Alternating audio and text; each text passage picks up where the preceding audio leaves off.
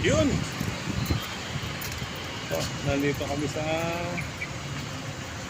SM Calamba. SM Calamba. Pangalawang punta ko na rito to. SM Calamba. Yun. Ang kasama ko ay ayan. Oops. Yun.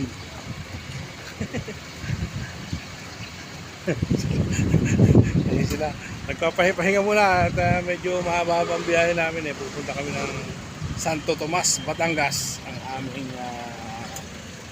Ang aming panibagong adventure.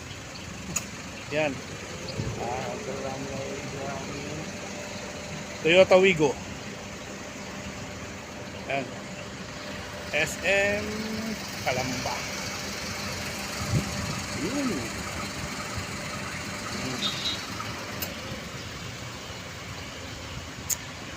Maganda rito. Medyo nagpapahangin-pahangin at